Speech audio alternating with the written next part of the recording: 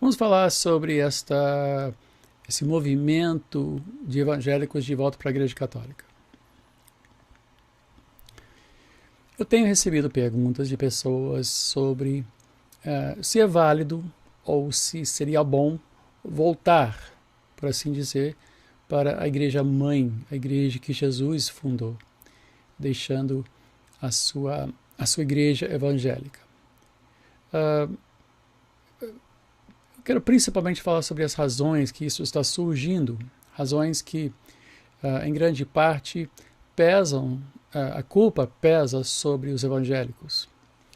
Os evangélicos estão dispersos, não estão discipulando o seu povo, não estão pregando as Escrituras.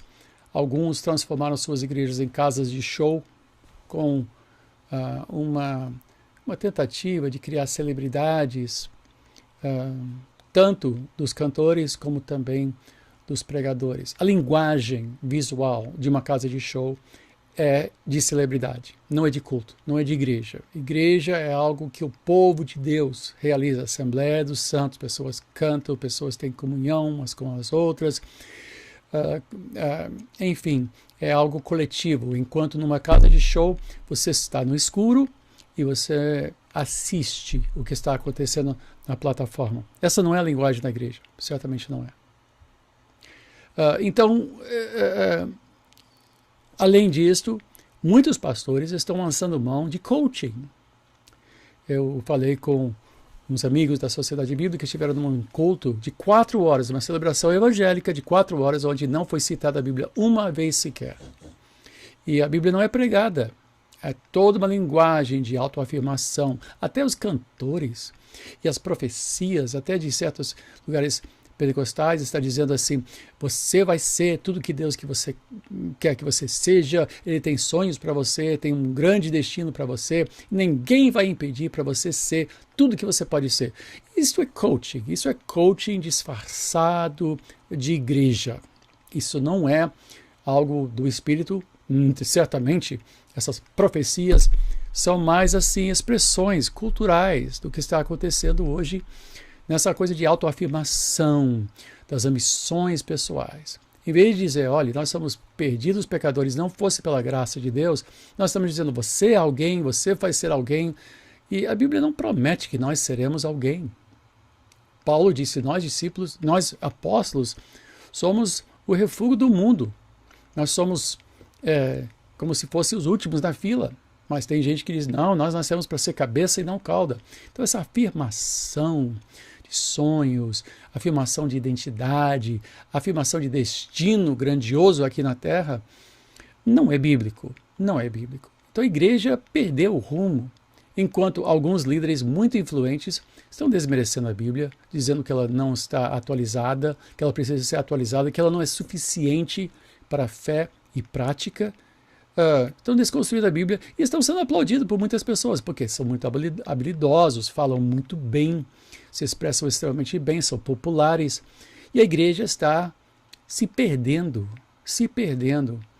em questões como justiça social, estão politizando a igreja, estão bandeando para política partidária, estão secularizando a igreja, estão fazendo da igreja um lugar mundano, pelo show, pela psicologia barata, pelo abandono das Escrituras, sem falar da prática da fé cristã, que tem que ter embasamento na Bíblia. O discipulado bíblico, puro, simples. Enquanto isto, há discípulos de Olavo de Carvalho muito bem articulados que estão dizendo, olhe, vá trabalhar, tenha uma carreira, case, tenha filhos, defenda a sua família, seja patriota. Ou seja, eles estão colocando em prática um ethos católico antigo, já, né, família, pátria, fé, e pessoas estão dizendo, olha, gostei. Tem rapazes que estão dizendo, olha, esses caras são machos, eles são cristãos de verdade. Não se fala-se de devoção aos santos, e pessoas dizem, será? Porque a patrística... Gente, temos que entender que a reforma voltou para o ensino patrístico. abandonou o catolicismo medieval e voltou para a patrística. A patrística é a base. Calvino, quem Calvino mais citou nas institutos da religião foi Agostinho, né? O grande teólogo da Igreja Católica por 1200 anos, até que veio Tomás de Aquino. E aí o tomismo assumiu e a coisa se desvirtuou.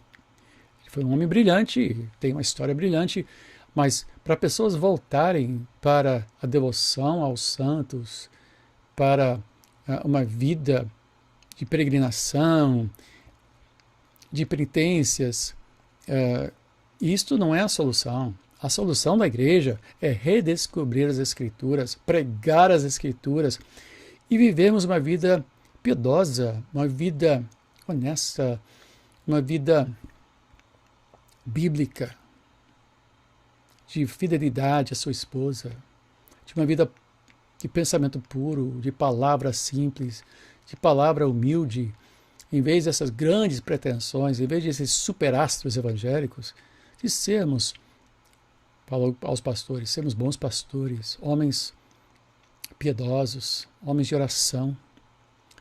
Eu falei com um amigo da Sociedade Bíblica, ele fez uma enquete e descobriu que, eu acho que é 40% dos pastores do Brasil, evangélicos do Brasil, nunca leram a Bíblia de ponta a ponta. Nunca leram a Bíblia. 40% dos homens que ocupam os púlpitos. Fora isso, você tem jovens pregadores que estão pregando com muita ira, com muito fel, com muita força, e parece que são ótimos. Mas não há sofrimento, não há misericórdia, não há lágrimas nas suas palavras. E o povo evangélico está perdidinho, está confuso. Eu oro pela igreja, porque nós precisamos de um avivamento urgente.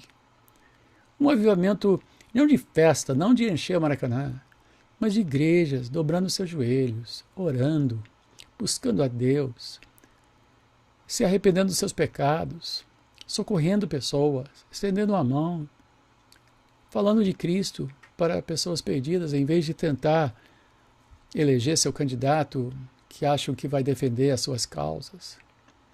Meu Deus, a volta para a Igreja Católica não é a solução. A Igreja Católica hoje é uma mistura de muita coisa, inclusive com grandes problemas, enormes problemas, que muitos evangélicos não têm nem ideia. Nem ideia. Mas os católicos têm tradição, têm uma aparência de devoção, só que é devoção às coisas erradas. Então, povo de Deus, vamos orar, pedir a Deus o mover do Espírito e uma volta para um cristianismo verdadeiro, um cristianismo discipulado, uma vida quebrantada pela palavra de Deus. Vivermos nisso, dobrar nossos joelhos e chorar, porque nós estamos realmente numa situação deplorável e precisamos de um avivamento. Eu respondo perguntas no Facebook, no Instagram. Volto quinta-feira. Agradeço novamente as orações. Continuo com a minha quimioterapia. Vou vencer isso em nome de Jesus, espero. Creio e agradeço as orações de todos. Eu volto quinta-feira que vem. Que Deus te guarde, te abençoe nesses tempos tão difíceis. Oremos.